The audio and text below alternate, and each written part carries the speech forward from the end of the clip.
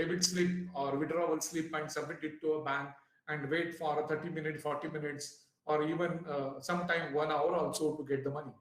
Now it's so simple that you just go to ATM, get the money. This is very simple examples of digital transformations. So life becomes easy. Take example of balance, inquiry balance. So I would like to know what kind of amount that is present in my account. So just I will just give one small missed call or write on one small SMS.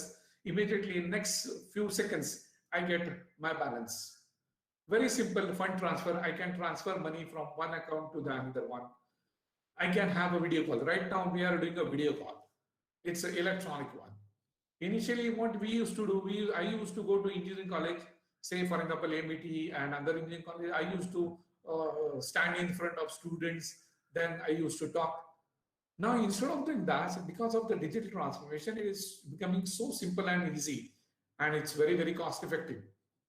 So you can see that there are varied areas: travel industry, doctors, then your transportation. You just take a name, and everybody want to go into a digital transformations.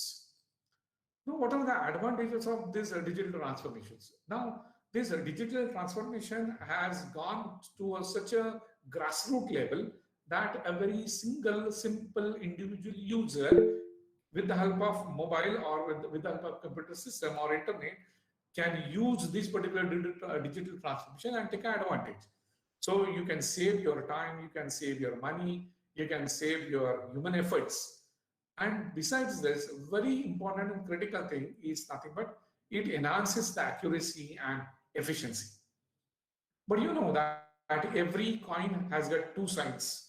So besides having the advantages of digital transformations, you'll find there are certain drawbacks also. I will not talk much on to drawbacks, but there are two very important drawbacks that in today's digital transformation, digital world, we can see that there is a lot of increase in the laziness. People, they are lazy, they are not active one. So laziness has gone up, and at the same time, there are a huge amount of opportunities for intellectuals working in a negative direction for generating different kind of frauds. So as you know that there are advantages, but at the same time, there are disadvantages also. But every industry is trying to go into a digital transfer. You take a name, you go to any industry wants a digital transformation. Now, when you go to digital transformation, okay, you cannot just only talk. You know that in today, I take, for example, I take a lot of interviews of students, passed from engineering college, masters. Everybody wants to go and work in Python. Everybody wants to go and work into AI. Everybody wants to work into machine learning, neural network. But is it really that only one area that industry requires? The answer definitely is no. Because if you would like to really have a digital transformation, end-to-end digital transformation, okay, it is nothing but its area is a multidisciplinary one. So if you think of a technology as such, you will find that you have to go with a multidisciplinary approach. So unless, see what exactly multidisciplinary. Let's take one small example. Very recently, we had been to one particular automotive industry, and we were having one kind of, say for example, problem solving, that conveyor belt motors, they heat up, and at a certain point of time, that motor stops working, conveyor belt stops. And you know that when conveyor belt stops, your production stops. And you know that when production stops, okay, you are going to lose the business. You are going to be into a loss.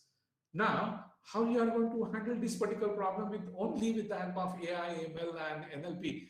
These are unnecessarily created buzzwords. But here you will find that some kind of electronics is required, some kind of physics is required, some kind of mechanical engineering is required, and then some kind of data analytics, statistical mechanics is required. So you will find the meaning of this example is that in order to have a real digital transformations, problem solvings with digital technology, it should be a multidisciplinary. In some cases, you may need some kind of chemical engineering also. Means what? That problem solving just cannot be with the help of software. Problem solving needs a lot of different kind of areas like mechanical engineering, statistics, chemistry, physics, electronics. Uh, you take a name. Even in certain cases, you need differential equations. You know that very recently, with the advent of quantum computing, you must have heard that years ago there was a problem of solving the partial differential equations, and now today with the help of this quantum computing, partial differential equations can be solved using this. Means what? The digital transformation is not only a software, but digital transformation can be used, or problems can be solved with the help of multidisciplinary approach.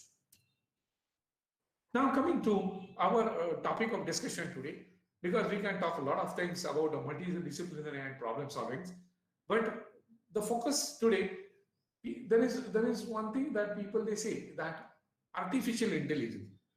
People they use this particular word, especially in industry also and in academics also, very loosely. So I work in AI. What do you mean by I work in AI? Technically speaking, AI is nothing but a huge kind of structure where lot many things they are included. For example, I'm showing here the artificial intelligence encompasses your machine learning as well as it encompasses deep learning, as well as now it encompasses generative adversarial networks also, computer vision also, then data acquisitions also, status. There are so many things. So artificial intelligence is not, it's a wide-ranging branch of a computer science, okay, for building smart machines capable of performing many different kinds of tasks, which is typically required, okay, where you need human intelligence. So you can solve the problems with the help of these particular techniques. So artificial intelligence encompasses many different things. Now, when you go and talk to machine learning, there is this standard side. People, you go in any presentation and you will find that people they tell you that machine learning is nothing but supervised learning, and it is nothing but unsupervised learning. Okay, but what do we exactly mean by supervised learning and unsupervised learning? So you can see that we know that we are studying something under a supervision of something that is supervised one. Somebody is giving a training to us. And after giving a training, we are utilizing that knowledge base of training, okay, in doing some or in solving some problem. And that is something but your supervised learning. But in certain cases, supervised learning may not be the direct solution because there may not be a training kind of structure. So how you are going to solve those problems? You can solve those problems with the help of the structure that is called as unsupervised learnings. Now, you will find that some of the problems, I'm not saying that all sorts of problems, but some of the problems, day-to-day industry problems, you can divide them into, say, for example, classification, regression, that is prediction, and third thing is nothing but a clustering. So right now, considering this as a faculty development program, I will just talk onto these 2-3 things. One is nothing but a classification, second is nothing but a regression, and third is nothing but a clustering. Now you will find that supervised machine learning, train the machine using the known data, that is training data set. Our goal is not, but what is our goal? In a mathematical term, what we can see that you are going to map the function f of x or f or multiple parameters, which refers to the understanding of how input that should go and what should be the output of it. So for example, we can say that weather forecasting. You can say that there is a lot of data that is available. You use that data for a training purpose. You train your model, okay, and then you predict, you forecast what will be the temperature, what will be the wind speed, directions, whether it will be rain or not, what will be the whether it will be have a snowfall, what will be the reduction in the temperature, and so on. That means what? Your data is available with you, and now you are going to train your model in such a way that by giving one input data, you mapped the data to a particular function with the parameters, optimized parameters, and then when you give a test data, you can just generate the prediction that what should be the output of it. And that is just nothing but a supervised machine learning kind of thing.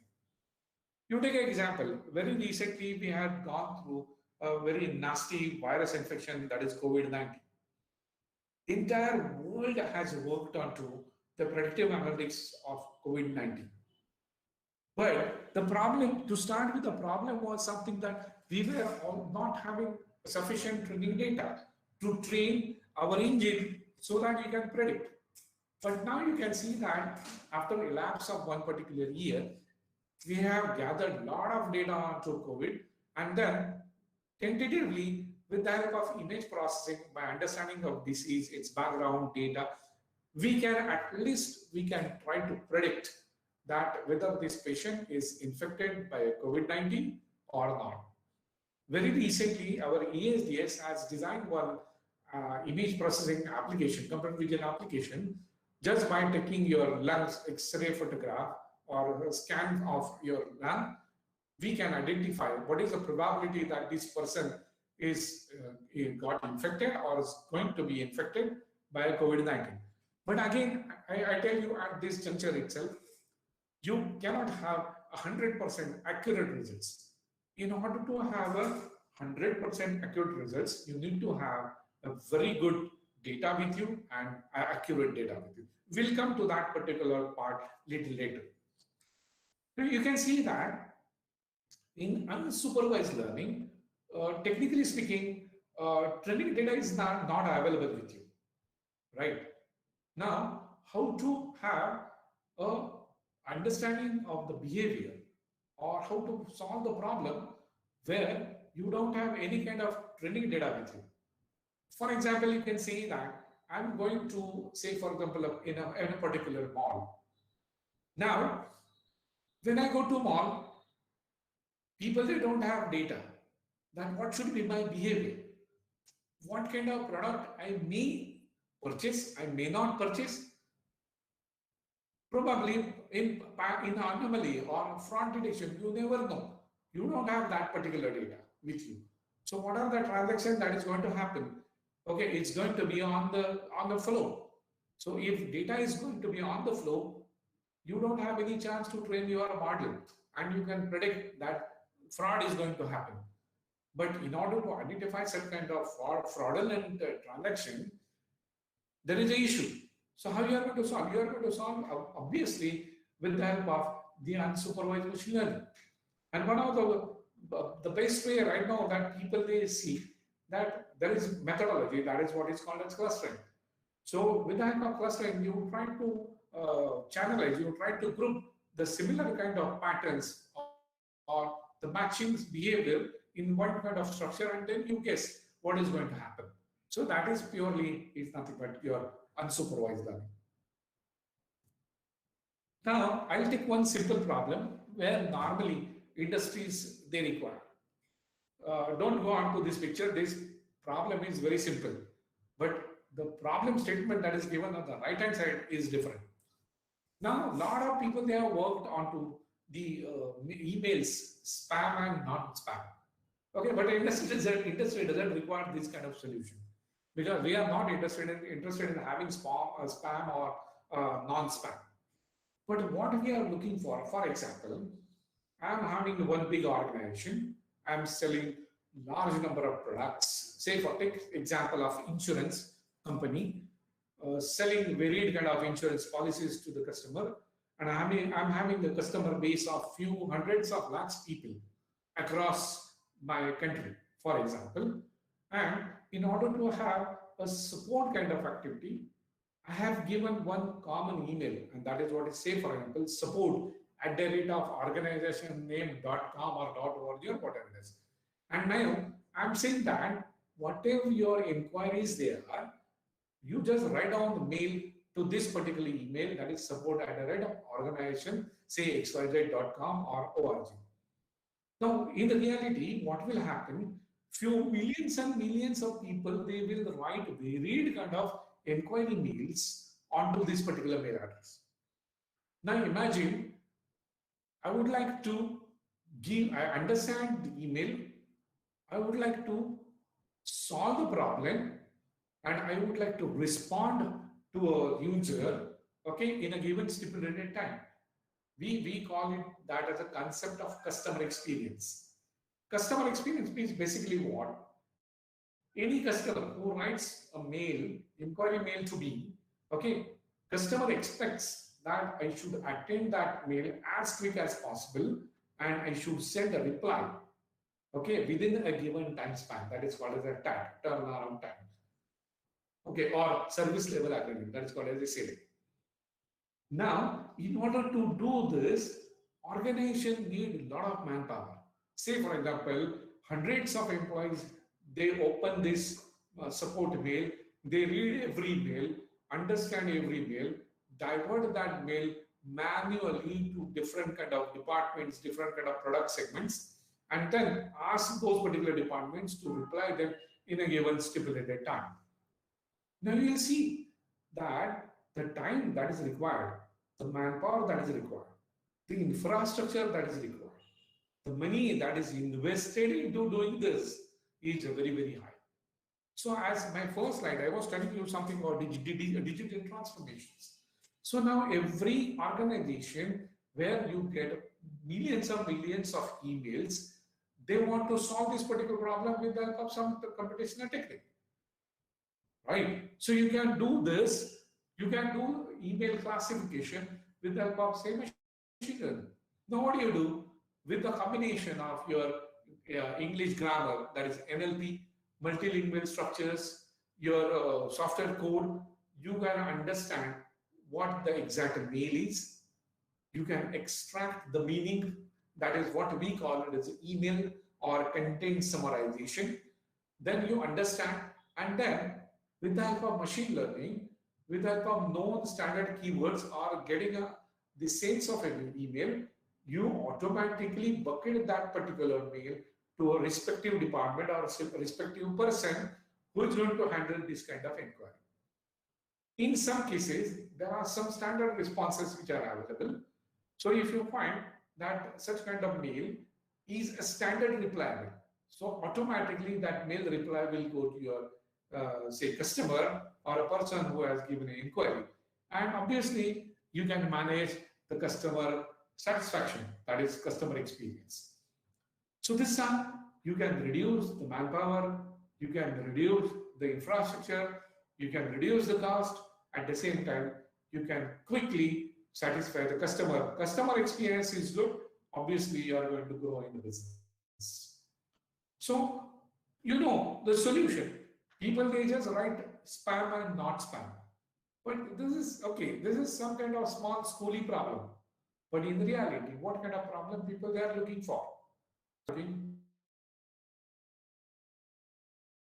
Problems like this. So with machine learning, some kind of statistical analysis, you can solve this problem. And you can get the TAT, you can manage the SLA, you can generate out the customer experience. There is one small example of classification. Now I'll go to another kind of problem. For example, predictive analytics. Now I can talk on huge number of problems, but let's take a very relevant example of IT industry. What we do here.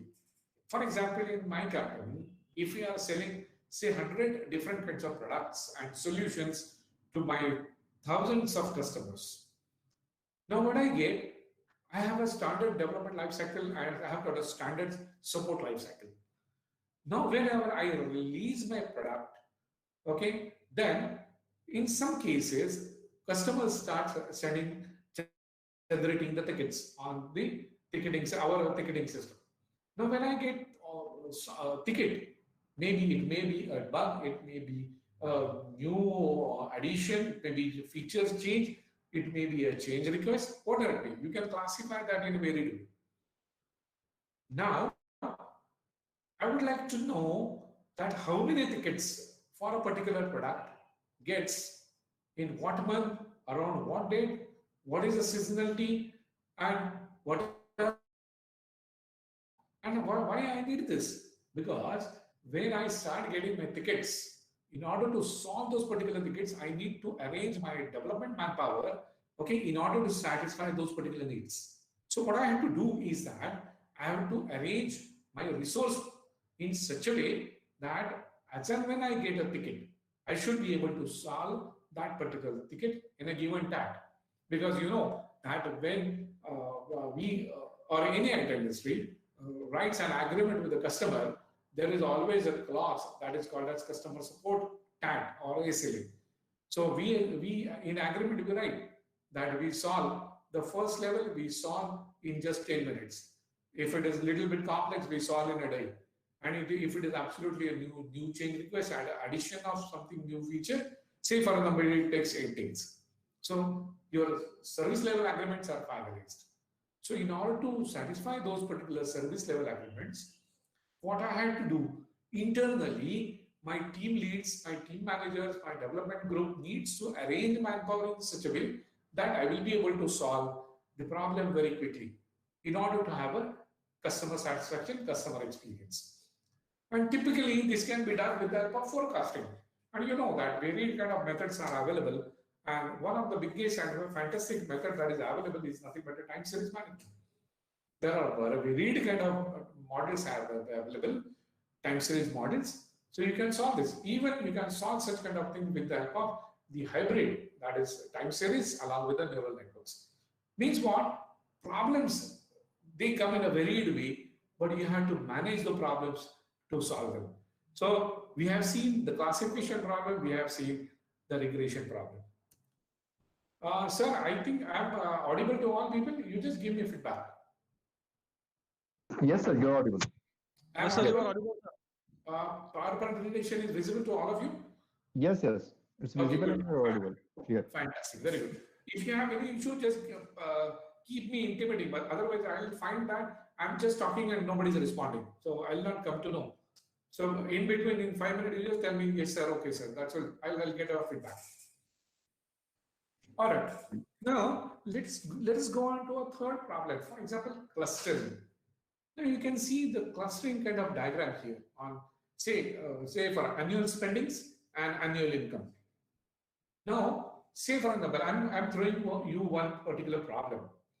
So one particular financial organization comes to us, for example, or comes to you, and they see that our bank has got credit cards. There are millions and millions of people, they use our credit card. With the help of this credit card purchasing data, I would like to know the purchasing and spending trends and nature of spending and what kind of items they purchase, what kind of services these particular people they use, in what way, at what time, where, when, what is the cost, and so on and so forth. So that I can design my policies, okay, or say credit points or gift vouchers or promos for my particular credit card so that my customer will be delighted. Now, how you are going to do it? So you are going to have, because right now you don't have this particular data with you. So what you will do, you will take a transactional data, you will analyze that particular data, understand, and then extract some kind of valuable.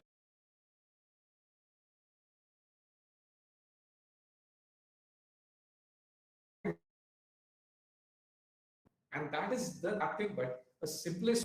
So what do? You cluster the groups. I'll take one example. Say, for example, I'm a manufacturer of Mercedes-Benz.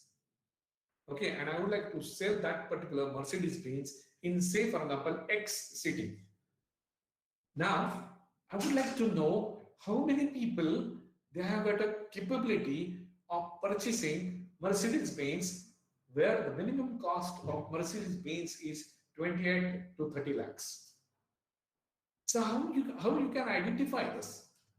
So you have to find out the spending behavior of the people from the credit cards, from the debit cards, and so on and so forth. So you can understand that what is the nature of spending and what is the economical structure of this particular X city, and is it possible to sell such kind of expensive car, okay, in, say for example, X city. I can do this. Once I understand this, I can start my marketing division and promote my product in that particular city. Otherwise, what will happen if X city is not in position to purchase such a kind of large cost vehicles or product, then for that particular company, it's nothing but a waste of time and money and manpower in generating a marketing structure in that particular city as X. So similar kind of, you can think of multiple problems and you can solve with the help of this machine learning, especially you can have say unsupervised learning, that is clustering. Now slowly I'm coming to starting from different kind of problems. I'm coming to one single very critical statement, and that is nothing but what I observed is that entire solution, accuracy, predictive analytics, clustering, information, business decisions, okay, everything depends on the data. It may be a training data set, supervised learning, it may be unsupervised. Everything ultimately works onto data. Today, data is nothing but a gold. Data is nothing but a value. It's technically speaking, you can say that it's a transformation from data to intelligence. So data is critically important. So people, they forget about the texture of a data, what that data is. You know that whenever you go and purchase a cloth, okay, for say for example, when you go purchase sari or you purchase a shirt, you always go and see what is the texture. From the texture feel, you understand what is the quality of that particular textile is, shirt is or sari is. Now here, if you want to do similar kind of thing, you need to understand the texture of data, what the texture of that data is. And you'll see that it's a general observation, it's a general statement I said, that the majority of the data scientists, okay, they invest approximately 80% of their total time in cleaning, understanding, manipulating data, and hardly 20% of the time they actually use it for the analysis purpose. So when we started our software career, we used to have one particular slogan that GIGO. GIGO means what? Garbage in, garbage out. And that GIGO stands still correct even today in the intelligent world also. If your data is not correct, if texture of the data is not good, then obviously what are the results that you are going to generate out of it? Okay, those particular results, they are going to mislead you, and hence misleading information will mislead in taking decisions. So data is very important, texture of the data is important, and yes, you have to spend a lot of time into cleansing of data before going for any kind of digital transformations. Now, I have very less time, so I will quickly go through the data cleansing. Many of you know that data is collected in a raw way. So when data comes in a raw way, it's your job to make the data available in a correct and right structure. So many times you get spaces, you get nonsense characters, you get blanks, you get nulls. At a text, you get a numeric value. At numeric value, you get a text. You get multiple duplicate data. There are some random figures. Say for example, there is a column called as age, and in that particular age, there is one cell telling me age is 230, which is impossible. So there are a lot of junk data, uppercase, lowercase, spelling mistakes. There are so many things that comes in a data, because data is not collected by intellectuals. Data is normally collected by service people, which they run on the floor, they run in a market, they talk to people, and they collect the data. So first thing what you have to do, whenever you get any kind of data, first thing, the data is a huge one. It's in a few tens of terabytes of data.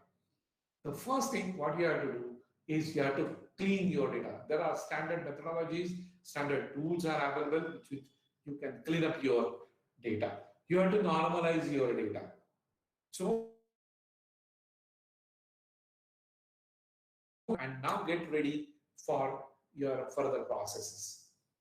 Now, as it has been told to me that I'm supposed to talk on to little on to support vector machine, that is SVM and KNN. So I'll just take a quick view of exactly what is SVM, what is, how it works, how you are going to implement SVM, how you are going to evaluate. So it's very simple. Don't go into a jargon of things. But say, for example, you have got a distribution. Now, uh, distribution is really very critical important in a data. When you get a data, you try to understand how that data is distributed internally. There are multiple statistical ways with which you can understand the distribution. Now here you can see that the data is in front of you. It is plotted against x1 and x2. And now I would like to identify a plane which is segregating these two groups. So what support vector machine do?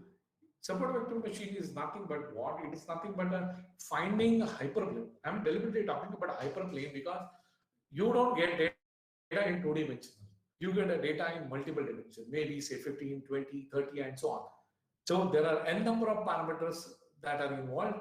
So you, deliberately I'm saying that it's a hyper, it's a very complex planes that you can get, that is n-dimensional space. And then you have to classify these particular data points in a such a way that you will be able to generate the prediction properly. So how you are going to do is very simple. Find the points that, first of all, plot those particular points. You have a coordinate geometry in n dimension. Find the points which are close to both the groups. How you can do that? You can do that by estimating a hyperplane in such a way that hyperplane and the distance between this point, okay, which is we call it as a margin, okay, is in such a way that hyperplane becomes an optimal one.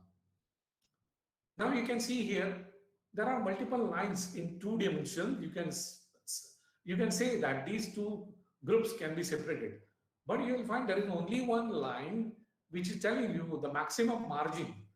Okay, that is the distance between the hyperplane and the nearest distance of the 2 data points or multiple data points. And then this plane is called, you call it as a optimal hyperplane. But this is a simple example of 2 dimension. How it will look in the 3 dimension. You can see here.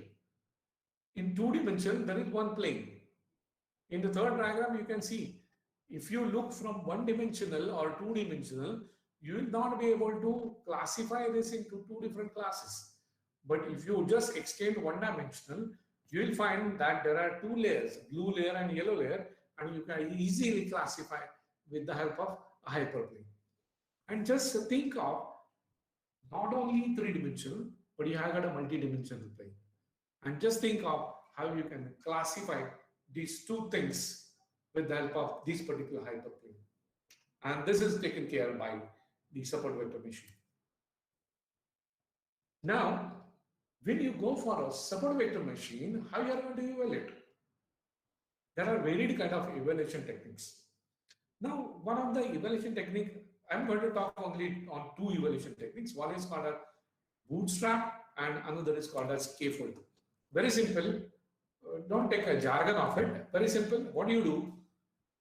Typically, you take a large data set, huge data set, and then out of that data set, take a 63% of the training data and 27% for the testing. And in machine learning, hardcore machine learning, it is typically called as 0.63% bootstrap. There is a standard nomenclature for it. Now, what you do is you sample the data out of large data set by the way of replacement. So maintain 63%, maintain 27%, but you keep on replacing your data, okay? But the data replacement should not be in such a way which will disturb the data distribution which is underlying in the total data set. So what you have to do is take a large data set, understand what kind of distribution of the underlying data is, which is a truly representation of underlying distribution. And then according to that, you sample your data with the replacement in a 67, 63 and 27%. And then what do you do? For every replacement of 63, 27% data set, you execute your classification and prediction and get your results out. And say, for example, in n data sets, you take n results and then you take a mean of all those particular results from this n data set and you generate out what is the results. And then you should see that the estimation that you have generated should be consistent with whatever the result that you got in your previous predictions or previous classification. So it's really it's a statistics. So you have to estimate, you have to find out the standard deviations. Even after getting a result, you can estimate you can see that correlation geometry out of it and find out what is the distribution that is disturbing this particular 63, 27% data distribution in a bootstrap. One more method, and that is typically used for not so large data set, and that is nothing but a k-fold cross-validation. What exactly this k-fold cross-validation is nothing but. First, what you do, you have got a entire data set with you. Of course, you try to understand the of that data, what you are considering for your training and for your testing one. Now divide that particular entire data into, say, for example, k blocks or k bins. Now what do?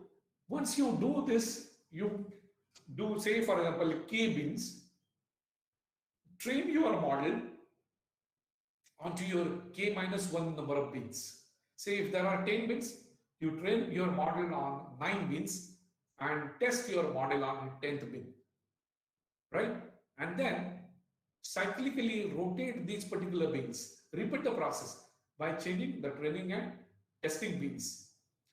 Now here what you will see that one data element that is coming in one particular bin, okay, will come at least in one test set, and that is very critical one. So you will find that a lot of data is there, but technically every data will come into your testing set. And this is how you can find out that what exactly the result is going to come. There is one standard nomenclature for this, that is nothing but a LOO technique, that is called a leave one out. So you can say that this is nothing but a leave one out.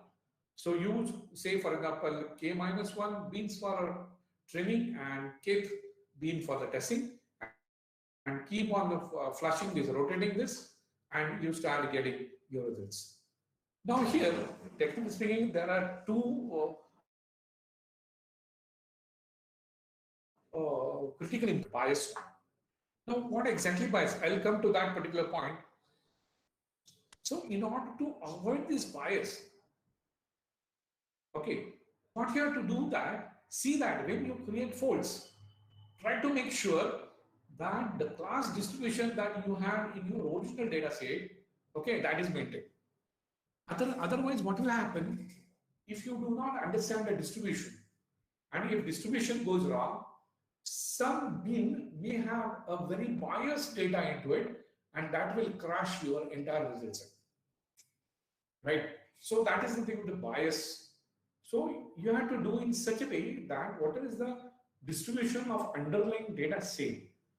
While sampling this in k bins, you have to see that distribution is maintained. I'll take one example. Suppose, for example, you are collecting, say patient's data, and in one bin, lot of data is available only for the COVID-19 patients, and rest hardly there is 1 or 2 COVID patients. Now you can see that bin is completely biased with the COVID. But k minus 1, they are not biased. But it should not be, because the underlying distribution is not correct. Now, if your underlying distribution is not correct, you are not going to get reasonable good results. So with the help of Bootstrap and with the help of K-fold cross validation. There are other ways also, but these are standard ways normally people they do. So you see that you can estimate and you can find out how these results they are good. Now there is a third technique. Many people they know it. I need not waste my much time onto it, and that is nothing but a confusion matrix. Just a minute, hold on.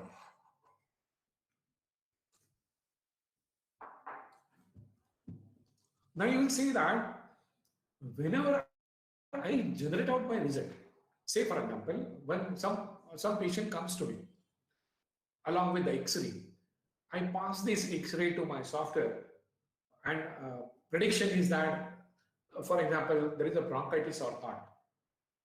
My software has generated some kind of result. Now, result may be either patient is not suffering from bronchitis or some patient is suffering from bronchitis. Now there, you may have a false positive. False positive means exactly what? It looks that it is there, but technically speaking, it is not there. So industry is really very much worried about the term that is called as false positive. Because false positive disturbs your entire results. So there is essentially that in case of your machine learning predictive analytics and classification, you have to estimate this particular matrix, and that is nothing but called as confusion matrix. That is, it is nothing but it's estimation with the true value and the predicted value. Now there are four quadrants, very simple: true positive, which you are looking for, false negative, false positive, and true negative. Now you can see that by getting these particular data, true positive means TP, false negative means FN, false positive means FP, and true negative means TN. With the help of these values, you can estimate different kind of measurable parameters. And that is nothing but accuracy, you can have a precision, you can have a recall, you can have a misclassification, and you can have specificity. Deliberately I have written specificity. Specificity is something which is typically used in medical diagnosis. For example, when no malaria is predicted, then the reality, it should not have a malaria, and the specificity should be very, very high. And obviously, the misclassification and classification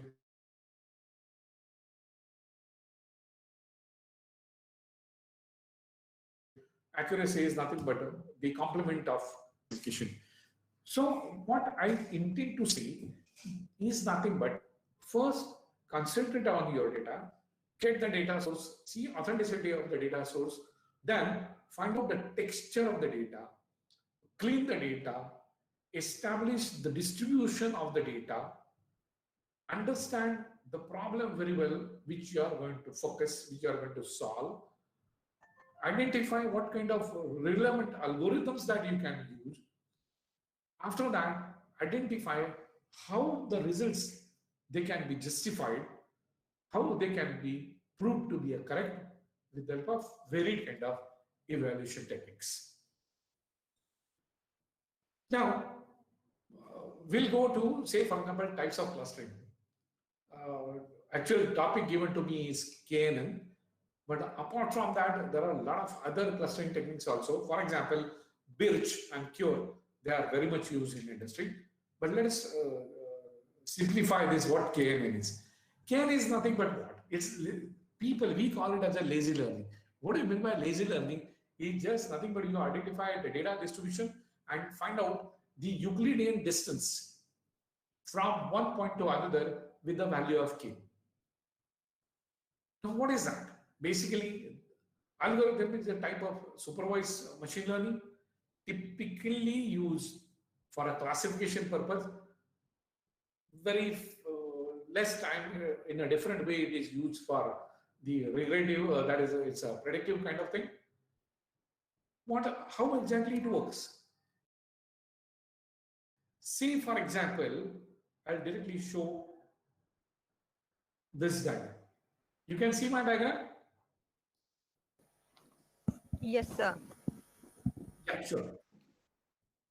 Now what you can do is say black spot one is a sample data point. Okay, and I would like to find out the classification. Now what I did, simple thing. What do? Take that particular point and find out the Euclidean distance with the neighboring points.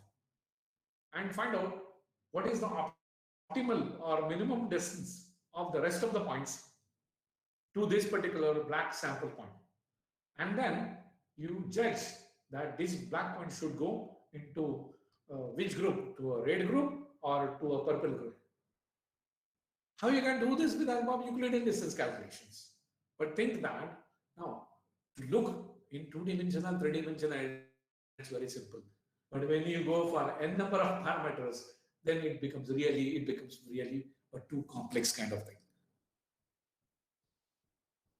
Now, when we go for any kind of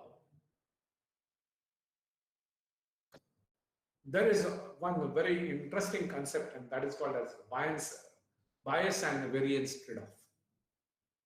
So just now I told you that in your k-fold one, if one particular bucket, one particular fold has got so a lot of data of coefficients, so I'm saying that it is completely a biased one. It's not unbiased. So when you see that, when you go for bias, I'll show you that. What exactly we want? We want a low bias and we want, say for example, low variance.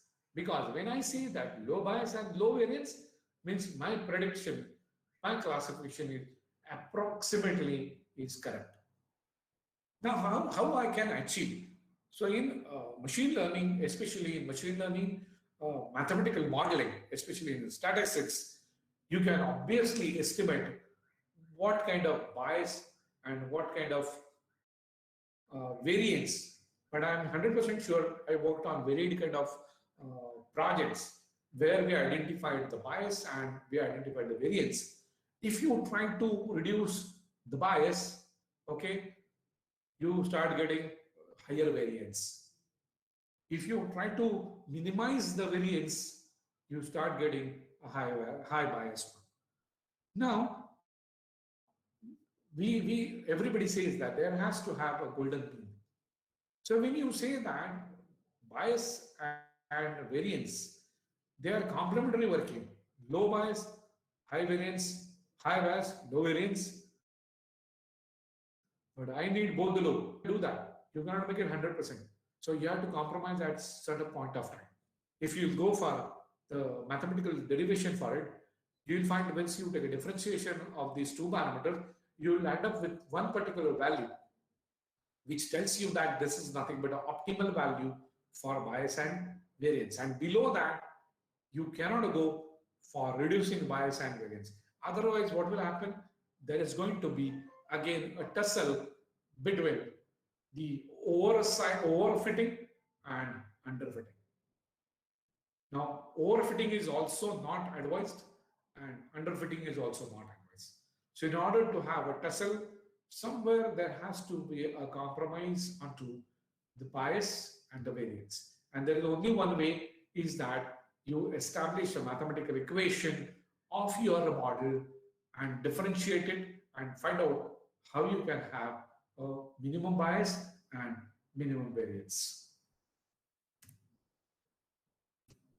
So I think I'm done today because I have given you 1 hour. So I have finished. So if you can have some, because see, in order to discuss these things, there are so many areas, so many mathematical models, differential equations, then estimation, statistical distribution method. There are a lot of mathematical jargon that is involved. But when we see that people they talk about machine learning, recognition, neural network very, very loosely. But in the real speaking, when you go to a real industry, you'll find that the problem to solve with these techniques, it's really a very complex one. Before closing, just I'll give one small example that photograph. when you go for face matching, for example, a photograph, your photograph, take it very lightly. I'm just making the environment as a very simple one, and that is, I'm trying to reduce the stress. But face before marriage, say at the age of 20, 25, and face at the age of 40. Okay, take two photographs and try to match. And I will find that there are a lot of challenges they come in matching these particular photographs. So there is a very recent techniques that is coming up in the scientific community, and that is nothing but generative adversarial networks.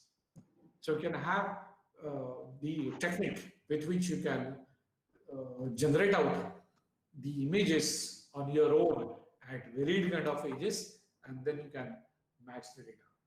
And typically this can be used. For example, somebody is lost at the age of say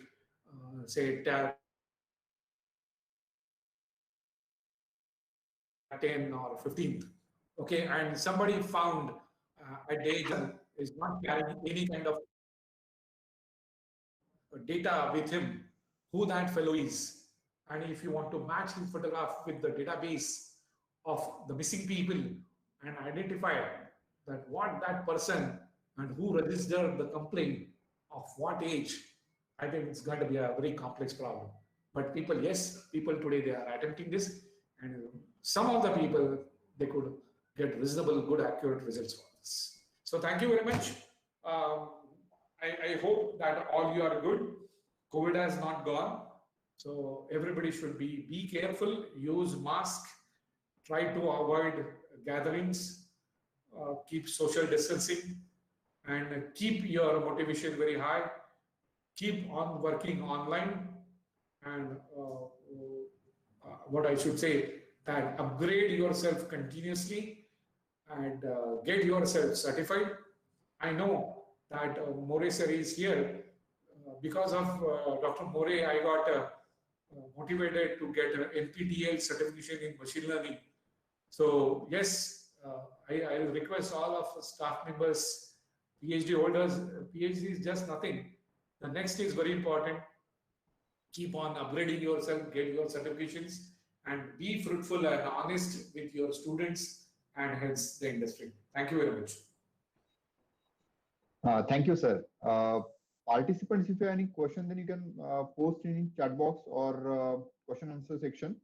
Please, we are waiting for your questions. Sir, can you do one favor for me? Yes, sir.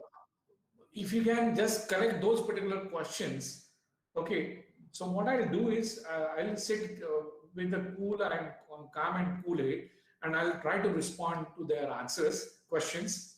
So if you can collect some kind of questions, if you can, on your chatbot or on your mail, I'll generate out the reply to these people. It will be good for them. Yeah, sure, sir. I'll collect questions from participant and then share with you. Sure. I hope that all of faculty members they must have understood a couple of things that what I understood I want to communicate. There are many things that one needs to talk. There are very hard, tough problems to solve in industry, and a lot of people they are fighting to do this. And I think the coming, actually it should be something like that, that there should be industry and academic interface, that all these staff members, they should be able to consult with the industry and solve their problems and work as a consultant and generate out some good results. I think that also should be a correct way to do it. But thanks, MET, for calling me for such kind of presentation. I'm honored, and I will be always happy to interact with the staff members and students. Thank you very much. Have a nice day.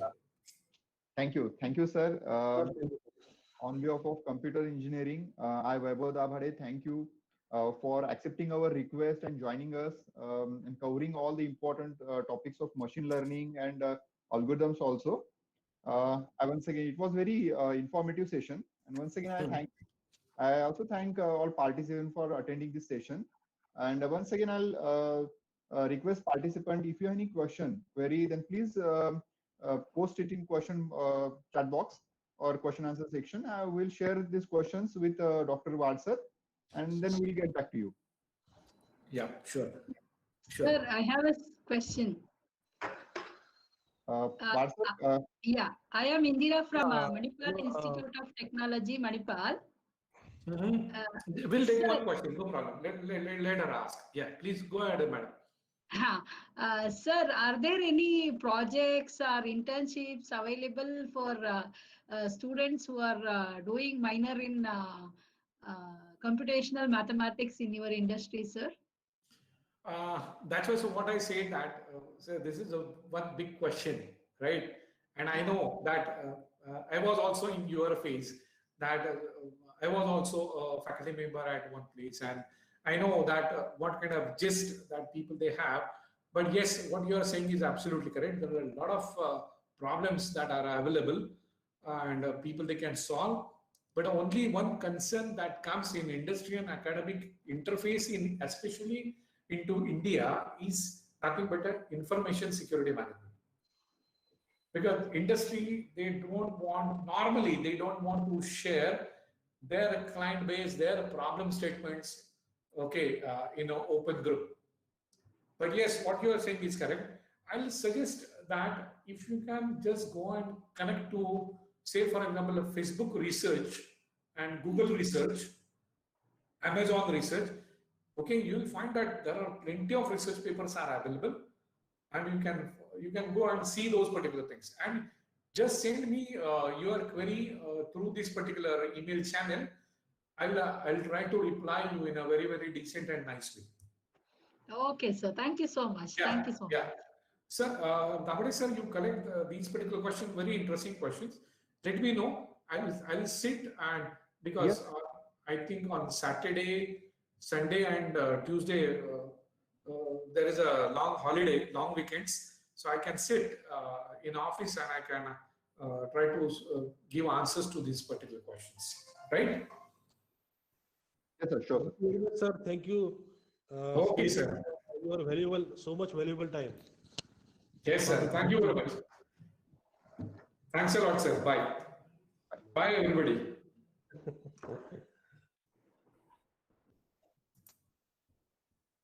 Okay, so next session will be conducted as per schedule only. Please join us for second session of third day, that is 7th session. Thank you. Thank you all.